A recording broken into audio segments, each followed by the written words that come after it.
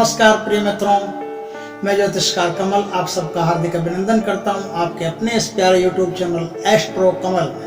दोस्तों, आज मैं आपको एक बात बताता हूं। क्या बात बताता हूं कि जो शिफली अमल होता है, शिफली जिन्नात, उससे आप वशीकरण कैसे कर सकते हैं। लेकिन ये तो एक बात हुई, दुनिया में जितने भी वशीकरण है, दत्त मोहिनी वशीकरण है, मोहिनी वशीकरण है, कामरूप वशीकरण है, कामाख्या वशीकरण है, कामदेव वशीकरण है, अनंग वशीकरण है, जितने भी टॉप के बढ़िया क्वालिटी के वशीकरण माने जाते हैं, टॉप के वशीकरण माने जाते हैं, उन सब वशीकरणों को आप एक तराजू में रख दीजिए और दूसरे तराजू में रख दीजिए आप शिफली अमल के वशीकरण को, शिफली जिन्नात वशीकरण।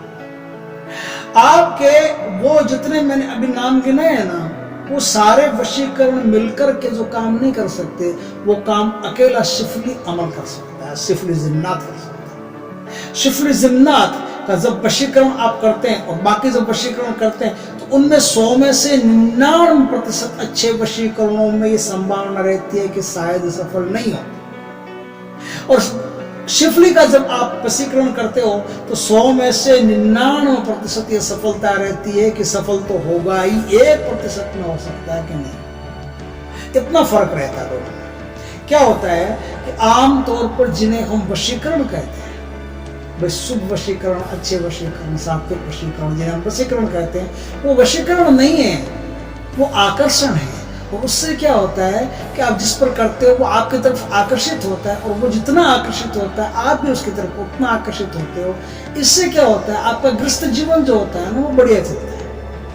ये इसका कोई साइड इफेक्ट नहीं है, ये तो बढ़िया चीज़ है, अच्छी चीज़ है, उसमें कोई दिक्कत नहीं, कोई परेशानी नहीं। लेकिन शिफली अमल का जब आप वशीकरण करते हो तो 100% ये वशीकरण सफल होता है या 99% ये वशीकरण सफल होने की संभावना रहती है। लेकिन फिर भी इस वशीकरण को करना नहीं चाहिए।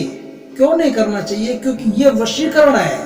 वशीकरण का अब क्या अर्थ है कि क्यों नहीं करना चाहिए? देखिए, जिन्नों की 4 जातियां होती है, उन 4 जातियों में सबसे नीचे की, सबसे खराब, सबसे बेकार, सबसे बिल्कुल घटिया जाति जो होती है ना, वो होती है खबीज।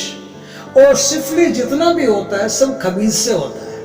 खबीज से ही शिफली अमल होता है। चाहे किसी की दुकान बांधनी हो, किसी का मकान बांधना हो, किसी की बुद्धि बांधनी हो, उच्चाटन करना हो, कोई मारण क्रिया करनी हो, कुछ भी करना हो, किसी के शरीर को गलाना हो, दुश्मन को तड़पा तड़पा के मारना हो, जितना कुछ करना हो ना, सब का सब काम खबीज जिन्न से होता है। और आप सोचते हो कि हम वशीकरण करते हैं, तो आप खबीज जिन्न से एक लड़की पर वशीकरण करते हो या करवाते हो, दोनों में से कोई भी काम करते हो ना, तो उससे क्या होता है कि खबीज जिन उस लड़की के दिमाग को कैप्चर करता है, उसके दिमाग को कब्जे में कर लेता है। और दिमाग को कब्जे में करने से क्या होता है, दिमाग को कब्जे में करने से उसकी अन्यत्र चलने वाली जितनी भी बुद्धि है, सब एक जगह आकर के एक ही दिशा में मर्जी के बिना दौड़ना शुरू कर देती है। देखिए, अगर एक दिशा में, एक ही धारा में अगर आपकी बुद्धि दौड़े, तो इसे हम योग की उच्चता कहते हैं। योग में उच्च स्थिति में जब आदमी होता है तो उसकी बुद्धि एक दिशा में दौड़ती है, लेकिन उसमें क्या होता है, उसका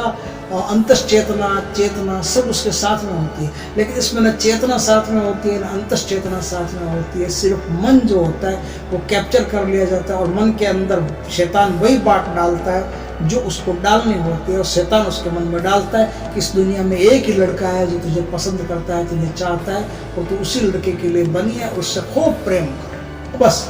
और उसे कोई दिखाई नहीं देता है, उसका गला काट लो फिर भी कहीं नहीं, उसी लड़के को छोड़ के कहीं नहीं जाएगी, वो उसी लड़के के पीछे जाएगी। ये इसमें ऐसा होता है कि उसका माइंड कैप्चर होता है, तो उससे उसकी बुद्धि जो होती है ना, वो बुद्धि क्या करती है, कुंद पड़ना शुरू हो जाती है। बुद्धि कुंद पड़ना शुरू हो जाती है, बंद पड़ना शुरू हो जाती है। तो इस प्रकार से शरीर की मानसिक स्थिति के साथ हुए बिना जब एक जातक की बुद्धि अलग दिशा में दौड़ना शुरू करती है, एक ही दिशा में दौड़ना शुरू करती है, तो इसे हम पागलपन कहते हैं। पागलपन कहते हैं। ये पागलपन उसके अंदर बढ़ता जाता है। अगली प्रक्रिया क्या होती है इसकी, कि वो जो लड़की होती है, वो लड़की जिस पर आप शिफली अमल करवाते हो, वो सेक्स की प्रचंड भूखी हो जाती है। उसके अंदर कूट कूट करके सेक्स बढ़ जाता है। अब वो दिन देखती है न रात देखती है, वो लड़का जहाँ मिला वही कपड़े खोल करके सेक्स करवाने के लिए तैयार हो जाती है, उसको प्रेरित करती रहती है बार बार। ये एक बात। दूसरी बात ये हुई कि वो जो लड़का है ना, जो लड़का, जो आदमी सिफली अमल का प्रयोग करता है, किसी को वश में करता है ना, वो भी सेक्स के प्रति अत्यधिक इंटरेस्टेड हो जाता है। और ऐसे लड़के लड़की दोनों जब मिलते हैं तो एक दिन में 4-4 बार 5-5 बार वो सेक्स करते हैं। दिन का पता नहीं, रात का पता नहीं। अब दिखने में तो ऐसा लगता है कि लड़का लड़की के साथ सेक्स कर रहा है, सो रहा है, आनंद ले रहा है जीवन के, लेकिन एक्चुअल में ऐसा नहीं है। एक्चुअल में ऐसा है कि लड़के के शरीर का उपयोग खबीज कर रहा है और लड़की के मन का उपयोग, माइंड का उपयोग खबीज कर रहा है। लड़की के माइंड में ये बात डाल रहा है कि सेक्स ही सब कुछ है, सेक्स ही दुनिया है, सेक्स के अलावा और कुछ भी नहीं है। और उसके अंदर प्रचंड सेक्स की भूख पैदा होती है और वो जगह जगह कपड़े खोल करके जब चाहे वो तैयार हो जाती है। तो ये जो भूख है ना, ये भूख उसके अंदर शैतान पैदा करता है, भोग उसके अंदर शैतान पैदा करता है। और लड़का भी उसे पूर्ण संतुष्ट करता है, लड़की को बड़ा आनंद आता है, तबीयत तर हो गई। ये जो पूर्ण संतुष्ट करने वाली बात है ना, ये पूर्ण संतुष्ट करने वाली बात वो शैतान करता है, उसका शरीर का उपयोग करके लड़की को पूर्ण संतुष्टि देता है ताकि उसको फुल मजा आए सेक्स में। और इस तरह से लड़की और लड़के दोनों के शरीर का प्रचंड उपयोग शैतान करता है। ये पता कब चलता है? जब लड़का या तो मर जाता है किसी वजह से, या उस लड़की को छोड़ करके किसी कारण से दूर जाना पड़ता है। तो अब क्या होता है, वो जो खबीज होता है ना, अब वो खबीज सीधा सीधा ही उस लड़की के साथ साथ। ऐसे कई केस मेरे ध्यान में है, ऐसे कई फॉर्म मुझे आते रहते हैं जिसमें क्या होता है, लड़का लड़की के साथ ऐसे है ना, शैतान भोग करता है, शैतान सेक्स करता है। और वो जो प्रताड़ना होती है, वो जो दर्द होता है, वो सहन करने लायक नहीं होता है। उससे शरीर कमजोर पड़ता जाता है, साधिका का, और जिस पर साध्य किया, जो साध्य होता है उसका शरीर कमजोर पड़ता जाता है, बीमार पड़ता जाता है। और धीरे धीरे धीरे धीरे उसकी हड्डियां गल गल के पेशाब के मार्ग से निकलती जाती है और वो मरणासन स्थिति में पहुंच जाती है या फिर मर जाती है। इसलिए मैं कहता हूं कि ये जो सिफली का अमल है, आज मैं जो अमल बताऊं, ये सिर्फ सुनने का है, मनोरंजन करने का है, जानकार लेने का। 3 काम कर सकते हो। इसका प्रयोग करने का नहीं है, इसको कभी करना मत, गलती से भी मत करना। करने से क्या, किसी की जिंदगी की बद्दुआ आपको अगले जन्मों तक नहीं छोड़ेगी, इस बात को ध्यान रखना। और ये होता कैसे है, बस ये जान लो खाली, बहुत है। अब बताता हूँ कि सिफली अमल होता कैसे है। इसमें आप किसी को वशीकृत कैसे कर सकते हो, जिंदगी भर कोई आपके लिए कैसे पागलपन की हद तक, जुनून की हद तक एकदम गुलाम बना आपके पीछे कैसे बढ़े। तो इसमें क्या होता है कि शुक्रवार का दिन होता है, उस दिन से सिफली शुरू होता है। अमावस्या हो या शुक्रवार हो, अमावस्या के आसपास का शुक्रवार हो या फिर अमावस्या खुद हो, दोनों में से कोई भी हो चलेगा। इसके लिए क्या करना पड़ता है आपको? इसके लिए आपको निर्जन स्थान ढूंढना पड़ता है, निर्जन स्थान ढूंढना पड़ता है। उस निर्जन स्थान पर ही सिफली होता है। ये सिफली जिस लड़की पर करना है, जिस स्त्री पर करना है, उस स्त्री के 5 में से कोई भी एक चीज आपको चाहिए। 5 चीज क्या है? एक तो उसके कपड़े हो गए, कोई भी है ना, पसीने से भरे हुए कोई भी कपड़े, वो चलेगा। दूसरा, उसका बाल हो गया, कोई भी उसके बाल जो आता गया आपको, तो उसके बाल से भी सिफली अमल किया जा सकता है। तीसरे, उसके नाखून हो गए, वो नाखून काट कर अगर कहीं फेंकती है, आपने उठा लिया, उन नाखूनों पर सिफली अमल किया जा सकता है। चौथा, उसकी पैंटी होती है, वो जो नीचे अंडरवेयर पहनते हैं ना, वो अंडरवेयर अगर बिना धुली हुई आपके हाथ आ जाती है तो उस पर सिफली अमल होता है। और 5वीं जो सबसे खतरनाक चीज है ना, जिस पर असर कभी चूकता ही नहीं, और एक बार हो गया तो फिर वो लड़की भी चूक जाती है, एक दिन मर जाती है। इतना खतरनाक वशीकरण, इतना खतरनाक अमल होता है। वो होता है कि लड़की को जब पीरियड आते हैं तो पीरियड में वो लाल कपड़ा होता है, योनि के ऊपर जो कपड़ा देती है वो कपड़ा खून से लाल हो जाता है। वो कहीं छुपा छुप के लोग अपने घर में रखते हैं, स्त्रियां कोई कुछ फेंक भी देती है। वो कपड़ा अगर किसी के हाथ आ जाए तो उस कपड़े पर महाभयंकर प्रचंड प्रलयंकारी वशीकरण सिफली का होता है, क्योंकि शैतान जो होता है, खबीज जो होता है, वो उस चीज पर बहुत ज्यादा आकर्षित होकर के वो काम करना शुरू कर देता है। ये उसकी मर्जी से ही काम करता है। आपको लगता है कि आप वशीकरण कर रहे हो या करवा रहे हो, लेकिन वो तो अपनी मर्जी से भी काम करता है। उसको चूसना है रस, उसको आनंद लेना है आपके शरीर के माध्यम से, तो वो खुद तैयार होता है। तो इस तरह से आप ऐसी जगह का चुनाव करके सिफली अमल कर सकते हो। सिफली अमल में क्या चाहिए आपको? एक जालीदार टोकरी चाहिए, और एक बैठने के लिए आसन चाहिए, ज्यादा कुछ इसमें सामान नहीं चाहिए, थोड़ा सा ही सामान चाहिए। ये 3 दिन की साधना है टोटली। और 3 दिन में क्या करना पड़ता है? 666 मंत्र, 666 मंत्र ही आपको जपना है, कोई ज्यादा देर भी नहीं लगती है। तो 666 मंत्र ही आपको रोज के जपने, और ऐसा 3 दिन तक जपना है। 3 दिन तक जपने के बाद में आपकी सिद्धि हो जाती है। लेकिन करना क्या पड़ता है, देखिए बताता हूं। इसमें एक बात तो यह है कि आपको लोबान की धूप अपने साथ में रखनी पड़ती है। लोबान की धूप रखनी पड़ती है आपको अपने साथ में, और कुछ लाल कलर के फूल आप अपने साथ में ले जाइए। लाल कलर के कोई भी फूल हो, बैठने का आसन हो, हकीक की माला हो, ये सब आप अपने साथ में रखिए। आगे चाहिए होगी एक चीज इसमें जो सबसे ज्यादा चाहिए, वो 3 दिन तक आपको चढ़ानी पड़ती है। वो 3 दिन तक चढ़ाने वाली चीज क्या है? आपके खुद के हाथ से बना हुआ हलवा। इस हलवे में एक बड़ी गंभीर बात है, उसका ध्यान नहीं देने से जो साधना करता है उस पर मुसीबत आ जाती है। हलवे में क्या ध्यान देने जैसी बात है? सीधा सा हलवा है। हलवा, ये हलवे में ध्यान देने जैसी बात यह है कि जब आदमी हलवा बनाए तो पहली बात तो यह है कि जो साधना करेगा उसी के हाथ से हलवा बनेगा। दूसरी बात है कि हलवा पूरा पकना चाहिए। पूरा पकने का मतलब क्या है? कि हलवा घी अच्छी तरह से छोड़ देना चाहिए। यदि वो घी छोड़ता नहीं है, सफेद सफेद है, कच्चा हलवा है, अभी कच्चा है, हलवा है, कच्चा है, घी नहीं छोड़ रहा है, और आपने ले जाकर के चढ़ा दिया, तो अब आप पर मुसीबत आ गई। अब वो खुश होने की बजाय आप पर नाराज हो गया, और अब आपके लिए सामत पैदा हो गया। आपके साथ कुछ भी हो सकता है।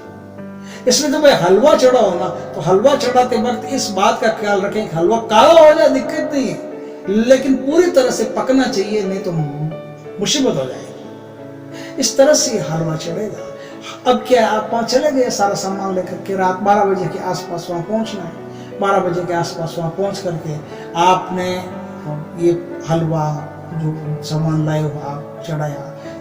देखो अभी तो हलवा ही चढ़ेगा, तीसरा दिन जो होगा ना उस दिन एक चीज और चढ़ेगी, वो बता देता हूँ। अभी तो हलवा वगैरह चढ़ेगा, तो हलवा वगैरह आप ले जाइए, चढ़ाइए, प्रसाद लोबान की धूप कीजिए, और मुसलमानी मंत्रों से अपना घेरा बनाइए। आपने अगर बौद्ध के मंत्र, जैन के मंत्र, हिंदुओं के मंत्र, साबर के मंत्र, वैदिक के मंत्र अगर काम में ले लिए सुरक्षा घेरा बनाने के लिए, अपनी सुरक्षा करने के लिए, तो जिन्नात जिंदगी पर प्रकट नहीं होगा। जिन्नात को प्रकट करना है तो इस्लाम के जो मंत्र हैं सुरक्षा के, सिर्फ आपको वही काम में लेने पड़ेंगे। इस्लाम की सुरक्षा के मंत्र काम में लोगे तो जिन आ भी जाएगा और आपको मारेगा भी नहीं, आपका कुछ भी नहीं बिगाड़ सकता। नहीं तो आप साधना करते रहो, कोई फर्क नहीं पड़ेगा, पूरा जन्म बीत जाएगा, जिन जिंदगी में नहीं आएगा। क्योंकि आपके पास जो शक्ति है ना, वो ऐसी प्रचंड शक्ति है कि उसके आसपास जिन्न का पिताजी नहीं आ सकता, कभी आ ही नहीं सकता, प्रकट ही नहीं हो सकता। इसलिए मैं कहता हूँ कि इस्लाम के जो मंत्र हैं, उन मंत्रों का आपको काम में लेना पड़ेगा, अपनी सुरक्षा का घेरा बनाइए। लेकिन सुरक्षा का घेरा बनाइए, सुरक्षा का घेरा बना करके अब बैठ करके एक मंत्र है, उस मंत्र का आपको 666 बार जाप करना, और ऐसा जाप 3 बार करना, 3 दिन करना। तीसरे दिन जो आप वहां जाओ, जब एक चीज बताना भूल गया मैं, 3 दिन तो जाप करना ही है, ये तो ठीक है, लेकिन इस जाप में कुछ खास बातें हैं, वो ध्यान में रखनी है। तीसरे दिन क्या चढ़ाना है वो भी मैं आपको बताऊंगा, लेकिन तीसरे दिन के पहले जो खास बातें हैं वो ध्यान में रखनी है कि एक तो जिन्न की पूरी पूजा में पानी की एक बूंद नहीं देंगे आप, ध्यान रखना।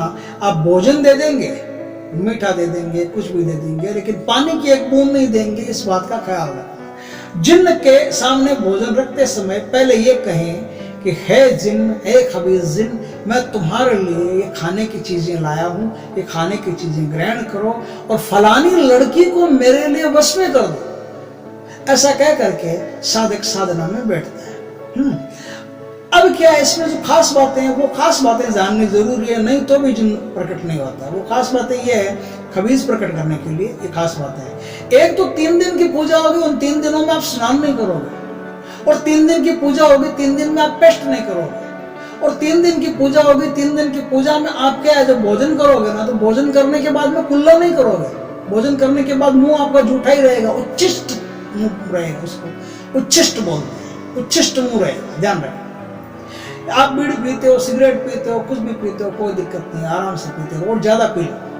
यदि इस साधना कर रहे हो तो उसमें मुंह से बदबू आनी चाहिए, थोड़ी सी ज्यादा पी लो, कोई दिक्कत नहीं। इस साधना को करते समय इन सब बातों का आपको ख्याल रखना पड़ेगा। अब जो भोजन करते हो इन 3 दिनों में आपको क्या है, जिस थाली में आपने पहले दिन भोजन किया उस थाली को मांजना, धोना, साफ करना नहीं है। उसी थाली में आपको शाम को भोजन करना है, फिर उसी थाली में आपको सुबह भोजन करना है, फिर उसी थाली में और शाम को करना है, दोपहर में भूख लगे तो भी उसी थाली में करना है, और कभी भी भूख लगे तो उसी थाली में करना है, उसी थाली में आपको भोजन करना है। और इस पीरियड में आप कोई भी अभक्ष्य चीज खा सकते हो, कोई भी बुरी चीज, गंदी चीज जो आपको खाना हो खा सकते, पी सकते, कोई दिक्कत नहीं, आराम से। मंजन नहीं करना, मैंने बता दिया, पेस्ट नहीं करना, मुंह एकदम गंदा रखना, शरीर गंदा रखना, किसी से बातचीत नहीं करनी, मंदिर मस्जिद से दूर रहना है, कीर्तन से दूर रहना है, पूजा पाठ से दूर रहना है, अजान नहीं सुनाई देनी चाहिए। ऐसा कानून, अजान के समय रूई ठोस करके ध्यान नहीं देना, अजान नहीं सुनाई देनी चाहिए। इस प्रकार से जो बातें हैं, ये बातें जरूरी है। अब आपका तीसरा दिन आता है, तो तीसरे दिन आपको क्या है, बाकी सब पूजा वैसे ही करनी है जैसे लोबान के धूप से करते हो, आप फूल चढ़ाते हो, फल चढ़ाते हो, मीठा चढ़ाते हो। लेकिन इस दिन क्या होगा, बकरे की कलेजी होती है, बकरे की कलेजी थोड़ी सी आपको लानी पड़ेगी, और वो बाकी जो प्रसाद चढ़ाते हैं उस प्रसाद के साथ में चढ़ानी पड़ेगी। तो क्या होगा कि अब ये जो जिन है ना, ये जिन उस प्रसाद को ग्रहण करेगा, प्रसाद को ग्रहण करेगा मतलब खाएगा, प्रसाद को खाएगा। कैसे खाएगा, 2 बातें होगी। एक तो जिन आपके सामने प्रकट हो सकता है, प्रकट होकर के उस प्रसाद को खा सकता है, आपसे मांग सकता है, उठा के ले सकता है, खा सकता है। ये मिट्टी के टूटे हुए बर्तन में, मिट्टी के जैसे कुम्हार मिट्टी के बर्तन बनाता है, उसमें कुछ बर्तन टूट जाते हैं, तो वो कोरा बर्तन, टूटा हुआ बर्तन, उसे टूटे हुए बर्तन में सारा भोग जो उसका होता है, वो सारा भोग उसी में देना पड़ता है। उस दिन पुए भी बना सकते हो, उस दिन आप ये हलवा तो 3 दिन फिक्स है, हलवा तो 3 दिन फिक्स रहेगा। उस दिन और भी कोई चीज मीठा ऐड करना चाहते हो तो पुआ बना सकते हो, तेल की कोई चीज बना सकते हो, ये चीज बना सकते हो। लेकिन बकरे की कलेजी आपको इसमें स्पेशल देनी पड़ेगी। यदि जिन आप पर खुश हुआ, पहली बार तो प्रकट होकर के वो आपसे मिठाई ले लेगा और वरदान देगा आपको कि मैं तुम्हारे साथ हूँ और तुम्हारे लिए उस लड़की को वश में कर दूंगा, तुम चिंता मत करो। वरदान देकर के गायब हो जाएगा, आपका काम शुरू हो जाएगा। लेकिन अगर कई बार ऐसा होता है कि जिन सामने आता नहीं, आपकी उसकी देखने की क्षमता अलग अलग हो जाती है, तो जिन आपके सामने नहीं आता, तो फिर पता कैसे चलेगा? पता ऐसे चलेगा कि 2 बातें होगी, या तो आपके सामने जो भोजन रखा हुआ है ना, या तो भोजन आपके देखते देखते गायब हो जाए, तो आप समझ लो कि जिन खुश है और मेरा काम शुरू हो चुका है। या फिर क्या होगा कि आपके सामने से भोजन गायब नहीं होगा, लेकिन भोजन गायब नहीं होगा उसके बावजूद भी क्या होगा कि भोजन जो है ना आपके सामने पड़ा, हलवा वगैरह, कलेजी वगैरह, सब ऐसे हो जाएंगे जैसे इनको भून दिया गया, इनको आग में डाल दिया गया, भट्टी में डाल दिया, एकदम काला हो गया। अब वह खाली राख टाइप बचा, कोयला टाइप बचा, हलवा कुछ नहीं बचा। इस प्रकार का वो हो जाएगा। इस प्रकार का हो जाए तो भी आप मान लेना कि जिन आप खुश हो गए, आपका काम शुरू कर दिया है। इस प्रकार से क्या है, शिफली अमल आपका चालू होता है। इसमें कौन सा एक मंत्र होता है, वो मंत्र मैं आपको बताता हूँ कि वो मंत्र किस प्रकार से वो लोग, तांत्रिक लोग जो होते हैं, ये टोना टोटका करने वाले, शिफली का अमल करने वाले, वो पैसे से भी काफी भारी पैसा लेते हैं, लाख 1.5 लाख रुपए लेते हैं ऐसा, और वो शिफली का अमल करके किसी लड़की को बस में करते हैं। उनको खुद तो अपनी सुरक्षा रखते हैं, खुद सुरक्षा कितने रखेंगे, एक दिन तो मरना पड़ेगा और मर के उन्हीं के लोक में जाना पड़ेगा, कितनी सुरक्षा रखें। लेकिन जब तक इस संसार में जीते हैं तब तक वो पैसा कमाते हैं। तो इसे कुछ लोग होते हैं जो ऐसा शिफली का अमल करते हैं पैसों के लिए। तो वो कौन से मंत्र का जाप करते हैं, वो एक खास मंत्र है, उस खास मंत्र का ही जाप होता है, उस खास मंत्र से ही पूजा होती है। उस मंत्र को मैं बताता हूँ आपको। मंत्र है अल खबीज हक खबीज, अल खबीज हक खबीज। इस प्रकार का ये मंत्र है, अल खबीज हक खबीज। इस मंत्र का ही वो जाप करते हैं, इस मंत्र का जाप करके वो शिफली अमल करते हैं। लेकिन ये बात तो उनके लिए जो ये जानकारी प्राप्त करते हैं कि सिफली अमल होता कैसे, सिफली अमल किसी पर करके वशीकत कैसे किया जा सकता है, किसी को मुट्ठी में कैसे किया जा सकता है। लेकिन अब ये तो बात अधूरी रहेगी। फिर मेरी जो बहनें हैं वो कहेगी कि भैया आपने बात तो बताई, लेकिन ये तो सब उनके पक्ष की बात बता दी जो लड़कियों को वश में करना चाहते हैं, फिर हमारे बचने का तो कोई उपाय बताया ही नहीं। तो मैं बचने का उपाय बताता हूँ। बचने का उपाय ये है बहनों कि एक तो है ना, आप अपने जो कपड़े हैं ना उनको सुरक्षित रखो, जागरूकता पूर्वक रखो, अंट शंट ढंग से मत रखो। मतलब ये है कि आपकी इन चीजों पर भारी तांत्रिक क्रिया हो सकती है। जो 5 चीजें मैंने बताई है, तो 5 चीजों पर तांत्रिक क्रिया हो सकती है। तो आप क्या करें, इनमें पूरी जागरूकता रखें। अब जागरूकता कैसे रखनी है कि एक तो जैसे आप स्नान करो ना, तो स्नान करते समय तुरंत अंडरवियर पैंटी वगैरह आपके वो धो लो साफ। एकदम तो कोई मेल का काम नहीं रहना चाहिए, साबुन वाबुन लगा के बढ़िया धो लिया ना, अब किसी काम की नहीं हो किसी की, जब तक वो मैली है तब तक काम की, धो लिया किसी काम की। दूसरे आपके जो कपड़े हैं वो कपड़ों को उटपटांग कहीं नहीं रखना चाहिए, कहीं भी सुखाओ तो भी ध्यान रखना चाहिए, ख्याल रखना चाहिए, उनमें से कोई काट के भी नहीं ले जाए, ऐसा भी ख्याल आपको रखना चाहिए। आपके कपड़े बिल्कुल सुरक्षित रहने चाहिए। आपको लगे कि आज मेरा कोई कपड़ा गायब हो गया है या कपड़े में से कोई भाग काट करके ले गया है, तो आप समझो कि आप पर अब कोई क्रिया चालू होने वाली है। आपके जो नाखून है वो नाखून काट करके आप सीधा जो अपने लेटरिन वगैरह का वो गटर होता है उसमें डालते हो, कहाँ डालते हो, लेकिन जहां भी डालते हो फटाफट डालो और 3 बार थूक दो। जहां भी डालते हो फटाफट डालो और 3 बार थूक दो। बाल जो होते हैं, माताएं बहनें जो बाल सेट करती है कंघे से, वो बाल टूटते रहते हैं, कंघा बढ़ जाता है, तो कंघा बढ़ जाता है बाल उठा करके फेंक देते हैं। ऐसा नहीं करना।